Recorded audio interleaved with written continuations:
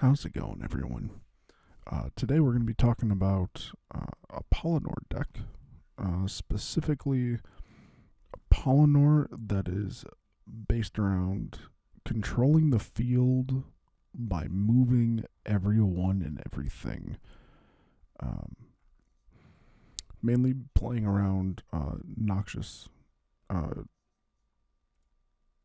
Fleshgarden. Wow. But yeah, playing around Noxious Fleshgarden. Um, with, of course, Polinore, solo blue, a lot of movement. Mainly playing in a range and playing to sort of just take your opponent down slowly. It's a real fun deck. And then on top of all this, I know recently, from at least this point, today from when I'm recording it, but the Maledicted channel ran by Bruno, he also just released a Polinore video.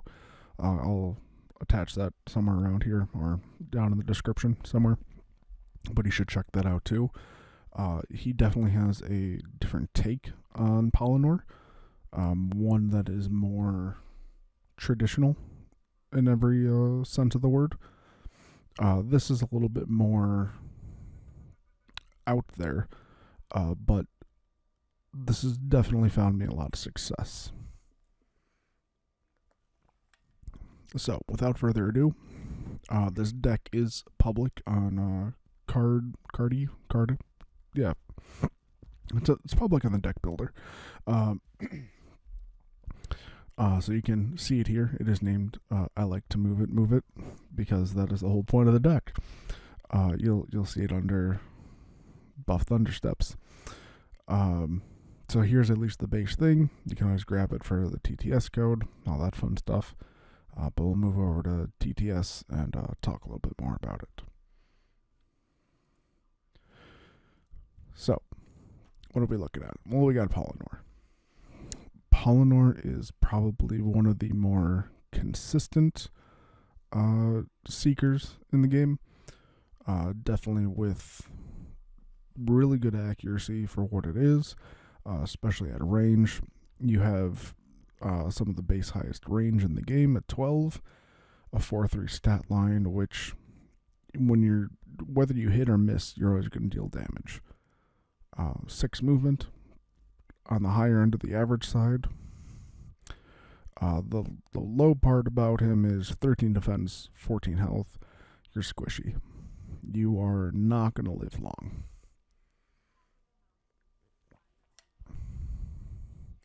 With that said, you have his legacy, which you're able to play a basic or elite, so essentially the bronze or silver. Spells from your discard pile, spending 1 extra echo, whenever you could normally play it, of course, and after resolve it, it gets banished. So, you can either play 2 spells from your hand as Polinore with dual spell. Essentially, if you have 2 channels, you're able to play both from your hand, or you can play 1 from the grave. You also have Empower Spell, so any kind of damage dealing spells you play, 1 extra damage on top of all that. So things like Twin Flames, 3 damage on each rather than 2. Listrum Discharge, rather than a 2/4 stat line, becomes a 3/5 stat line. Really powerful, especially with dual spell. On top of that, you also have Pinpoint, so line of sight doesn't matter as long as you are shooting through other targets. Really useful, especially when you're trying to play in the back line. Also, with a legacy, on top of being able to play spells from the grave, every time that you do, you reveal the top spell. So you reveal the top card. If it's a spell, you get to draw it, which you always are going to. So, always going to be adding extra cards to your hand.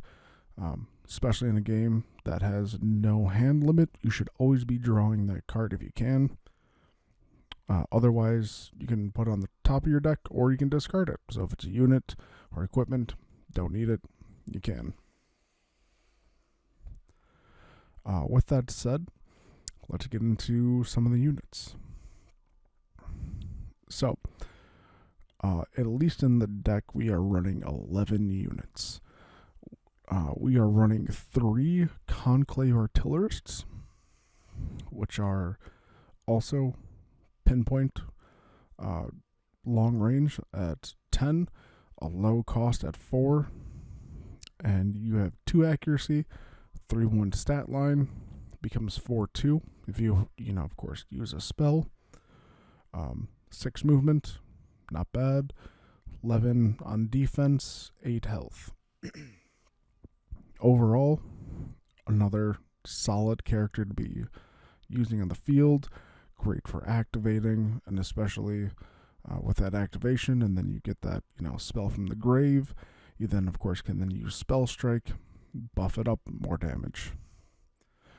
We run 3 of him because in this deck, our plan is not to overwhelm the field, but it is to have key units on the field when we need them for whatever bonus we need. Spellbound, we don't use this in this deck.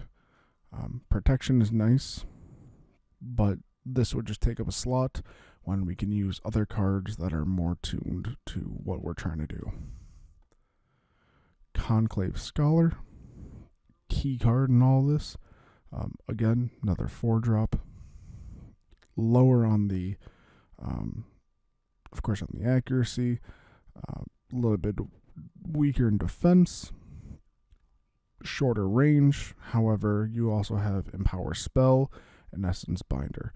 Another character on the field that can, of course, take advantage of dealing 3 damage with Twin Flames, 3-5 with Listrum Discharge, 3 damage with Shatter.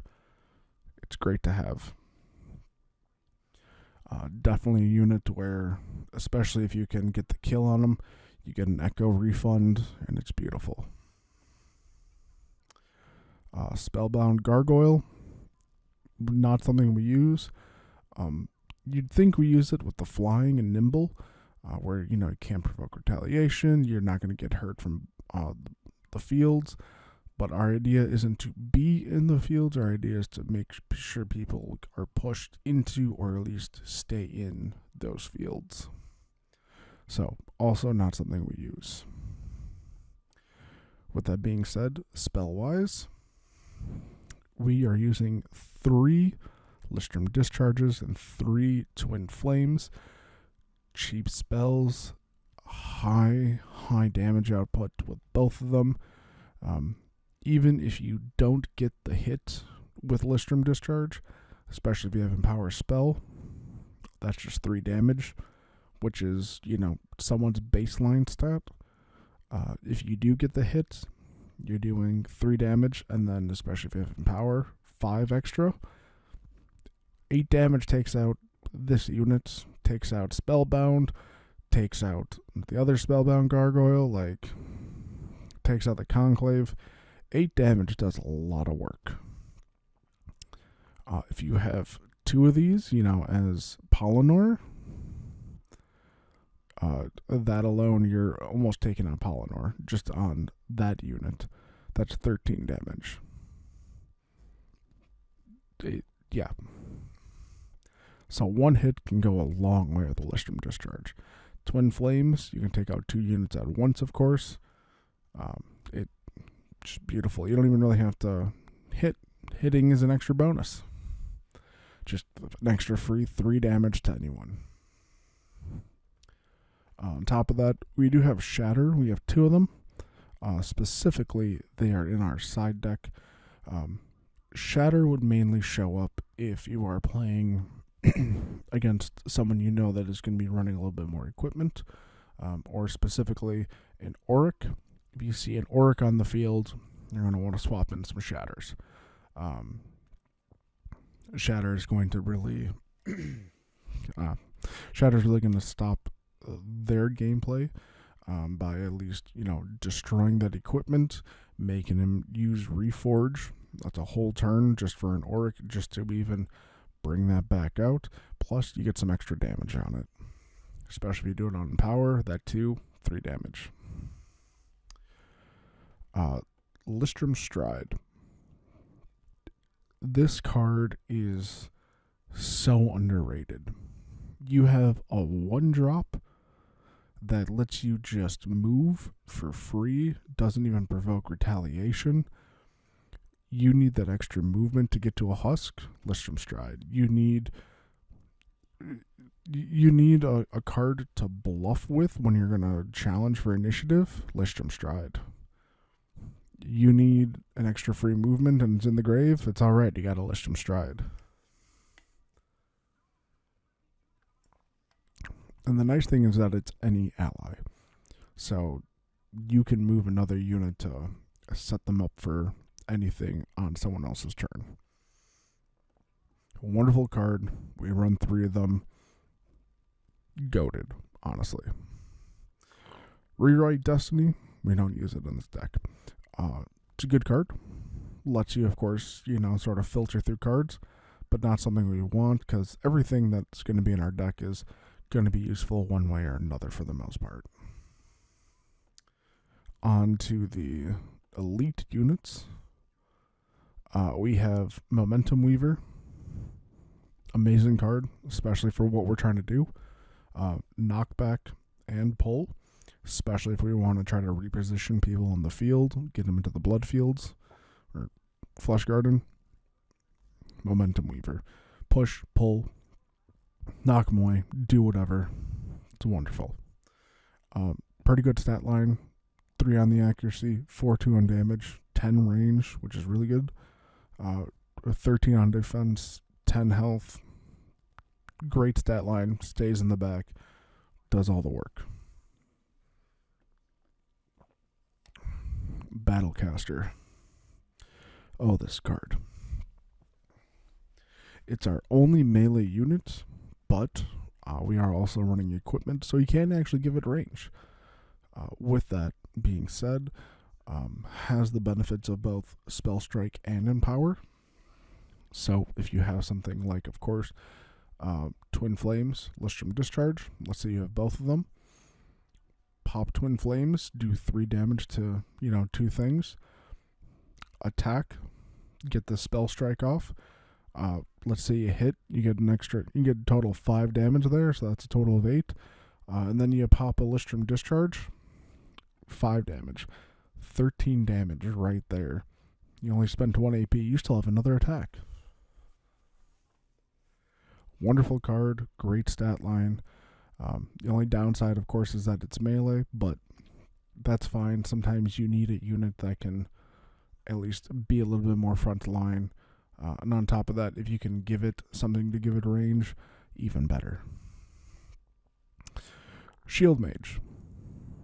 Great card when you are dealing with a deck that's going to be heavier on the damage side of units. Mainly at the moment, Thundersteps. Thundersteps would cause this card to come out. Otherwise, it's going to hide in our side deck. Mainly, this card is going to be used for, defending. Going to be used for making sure people still get to live. Making sure that, we have something a little bit beefier on the field if we need it. Otherwise, though, that's all this card is going to be used for. As for the elite spells, Brewing Fate, great card. We don't use it. We don't care too much about their attack rolls. We care more about just moving them and constantly having them be damaged. That's the main thing we care about. Neutralizing Ward in the side deck. For the most part, not going to have to worry too much about, neutralizing Ward. It's a great card to use for counters. Mainly not something we're going to have to worry about unless we're playing against a Polinore. If we're playing against another Polinore, that's when Neutralizing Ward is going to want to come in. That's the card that is going to save our butts dealing with the other Polinore's damage. So, we have 2 of those in the side deck. If we need them, they're there. Otherwise, you don't. Shifting Winds. Um, for the most part, not too much in this whole game right now that is ranged specifically. Um, it's a good card, not something I'm running currently. This would be better in something more of a true control, more like Landriel. Better probably there. Or if you're doing a more control-y Polinore, would be good there too.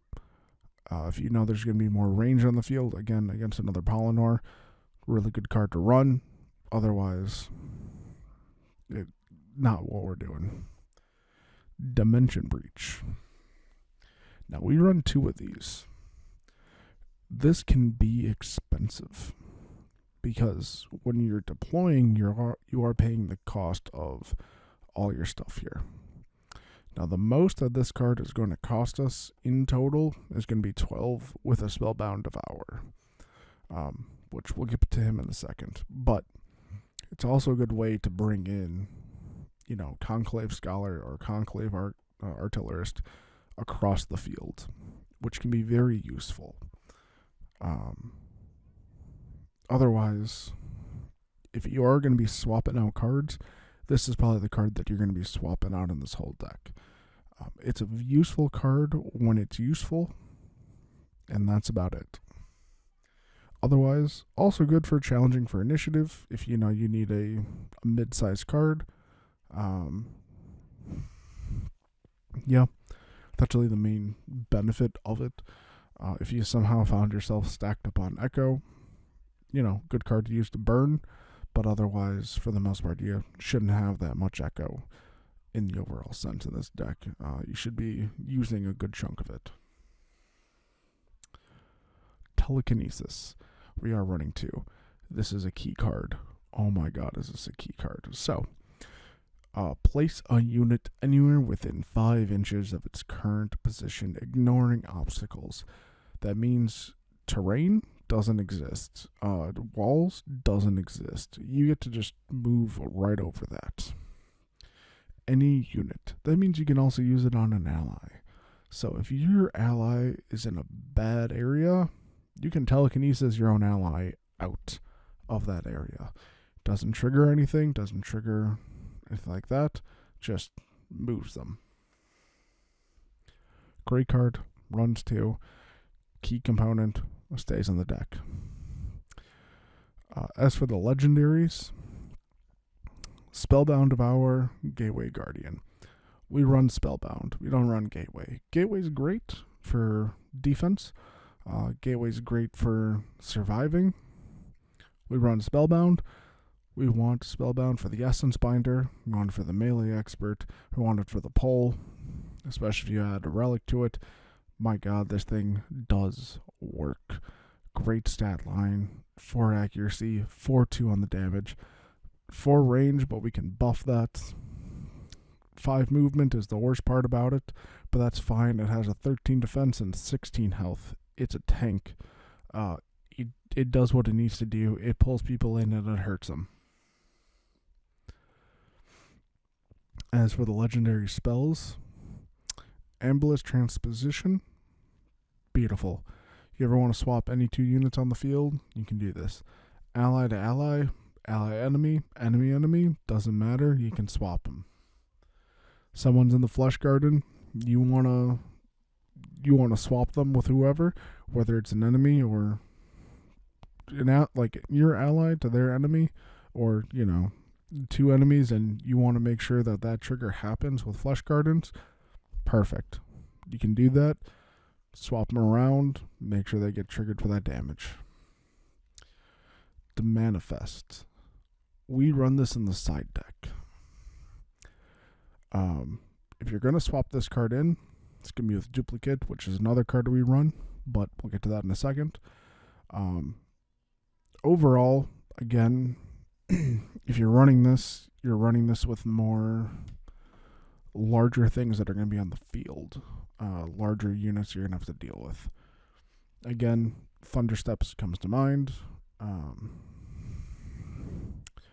Landriel, things that even Sigrith can be a reason for this.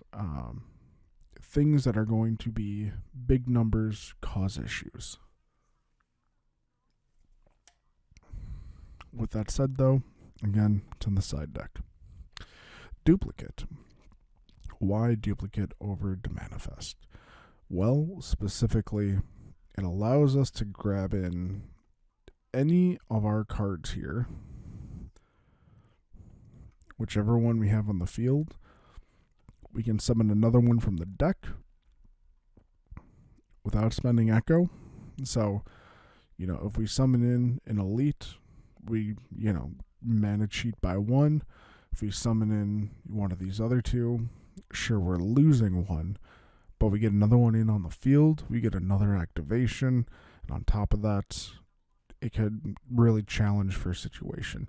Your unit's going to die, it has a relic on it, did duplicate in another one, so now it's on top of it. So even if your unit dies, that husk is challenged. Maybe you can even get the kill and then grab the husk again. It's a great card for sort of that get out of jail situation. But if you are going to swap a card, it's going to be the Demanifest, and you're going to swap those two. I'd rather have the duplicate than the Demanifest personally, but choose whichever one you would like. As for the last card, Runefold Ward. Again, great card if you are playing more on the control-y side, something like that. Just not what we're looking to do, but otherwise, great counter. Now there are 4 more cards that we run. We run 2 copies each of Hunter's Bow and Horned Helmet. Reading both, Hunter's Bow, 3 extra range plus ranged expert. So, you put that on Polinore, and that, 4-3 stat line now just becomes a 5-4 stat line naturally. Or Horned Helmet, again, just becomes a 5-4 naturally. It's wonderful. There's no reason not to. With the knockback, of course, you just get to push people away. Great card. Ranged experts, and that extra 3. You now have 15 inches. 15 inches is an insane amount of range in this game. 15 inches is half of our 2.5 by 2.5 feet board, our 30-inch board. So, as long as you're in that center area, you got 15 inches. Wow, that was almost almost on the dot. But anyways, you got 15 inches, from the center. You essentially have the map. That's just with that bow. All right. So, that's at least the core of the deck. With all that said, the last thing about this deck is specifically their relics. What relics are we looking for? What relics do we want to grab? What relics do we want to avoid? And what should we grab in what situation? So, essentially we have the relics we want to grab, the relics we might want to grab, and the relics we don't care about in this deck. So to start off with the relics we want to grab, Tempest Scepter, Trapjaw Chain. Hands down, what we want to grab every time we can. With Tempest, you get that extra 6 range. You also then get a giant line attack.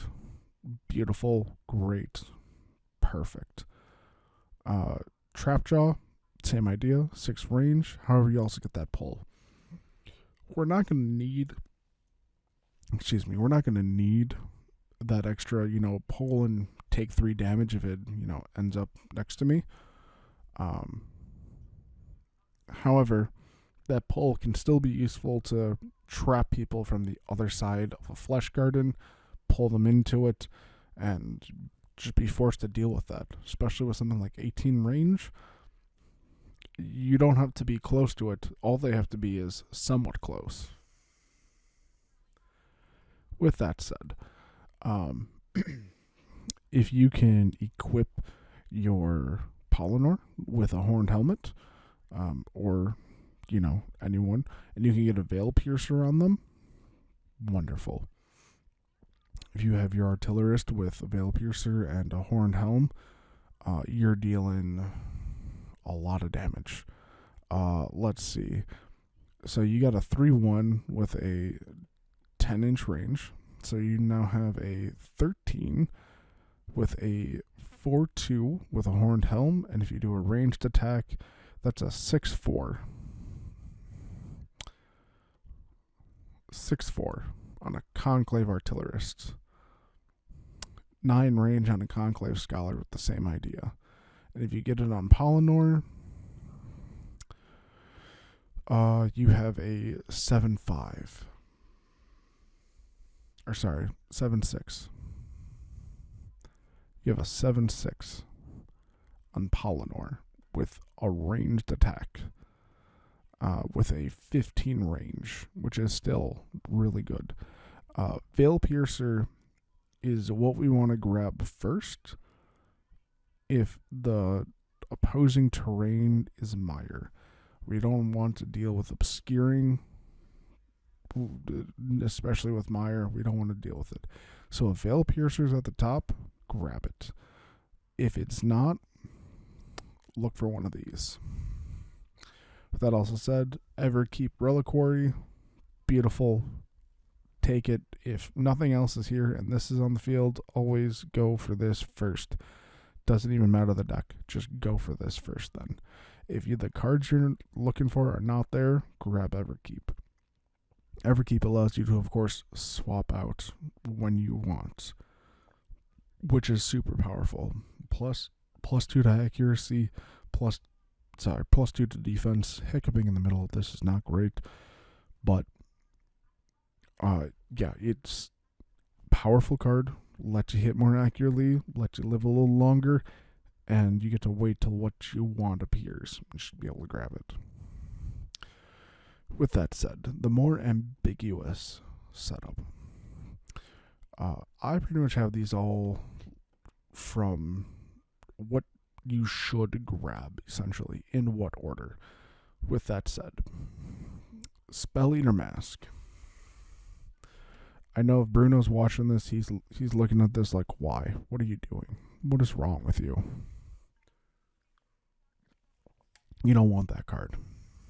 Here's the kicker with Spell Eater. Spell immunity is overpowered. Spell immunity means you're not affected, and especially if you're playing against Legion. And Legion is about a third of the game right now. Deck wise, Legion has Ingor, has Meridia, has Volundor, and is going to have the new Seeker too. The Order and Legion Seeker whenever that one drops. Legion has Undeath. Or Unmake, which is 10 damage. You negate that. You negate half of the decks in this whole game right now with one powerful spell with just Spell Eater. On top of that, if you take any damage, all you need to do during that unit's activation, discard a spell card, and you get 5 health. As Polinore, you are going to have spell cards. You're going to have them out of the ass. Take this. It's a survival tool. Plus, if you grab this, you deny the opponent Spell Eater Mask, and that's powerful, because you're going to have a lot of spells. The less that you have to deal with that, the better. Next card, Boots of Celerity. Not being able to provoke retaliation, beautiful. Free movement, beautiful. Grab it. Just grab it. Just grab it. Fang of the Damned, free attack. A little bit risky, but free attack. Plus you get health back. Maybe not always the best choice depending on what your health is looking at or, situational. But otherwise, great card. Reaper's Edge, Vengeance and Retribution. these cards are here for the same spot for a specific character only. Battlecaster. Battlecaster and Devour. If you can get either one to a husk, right? If you can get Battlecaster with Reaper's Edge, beautiful. If you can get Battlecaster with Vengeance and Retribution, beautiful. Specifically, Spellbound Devour, not going to need Reaper's Edge. You already have that here with Melee Expert 2, Essence Binder 3. You already have it. But if you can grab Vengeance and Retribution on them, better. Even better. Now, granted, I would still want to grab either one of these up here. 100%. I'd rather grab these first before I grab this stuff. Like I said, this is all in order. But if I saw all this and I had my choice of, and if I had Vengeance and Retribution essentially on the stack to be able to grab, I would, especially if we're going to put it on Spellbound Devour. You pull them in, you keep them close, and now you get counterattack and riposte. Beautiful. Easy. Like, just free damage, and they can't really do much about it. Ring of Time. Oh, Ring of Time. This card looks really good. I have it here for one reason and one reason only. If you can put this card on a unit, and like none of these cards are here, right? It's only maybe like some of these cards and Ring of Time, right? I would grab Ring of Time specifically to stop someone else from grabbing it, especially in the case where they will have access to anything like, on at least your end, but Telekinesis, Dimension Breach, depending on what version you're playing, Neutralizing Ward, Shatter, Twin Flames. They might not be able to take full advantage, but they will have advantage with that card because they will be able to pull from your end, and they'll be able to do it essentially. So, spending 12 Echo to, pull in a Spellbound Devour, ouch. Spending only 8 Echo, and you don't have to pay for the Telekinesis or anything, Dimension Breach or anything, sounds nice. Same idea with a Battlecaster, Momentum Weaver, anything. I get to just summon it in. And that means anywhere, which means I can engage any unit on the field. Situational. Not a first pick. Not a second pick. This is my last pick, essentially, right? With all that said, cards that we don't really care for, we're not looking for, we're not going for. Helm of Wrath, we don't want to be low, we don't want to get into Berserk, we don't want it. Guardian's Aegis, I will never be mad about getting this card if need be, whether it is, I draw from the top and I get it, or, whatever I decide. I'm never going to be mad about getting Guardian's Aegis. However, not a card I'm going for. Not a card that is really what we're looking for. Same thing with Martyr's Vexium. Again, regeneration and resistance. I'm not going to be mad about having that on allies. That's a great thing to have. Just, again, not what I am looking for, essentially. Umbral Cloak. Why do I need it? Flying? Sure, but I don't need it. My plan isn't to be in the Fleshgardens. My plan is to be around the Fleshgarden. And Everlasting Heart, yay. It's nice. That's about it. But not something we're going for.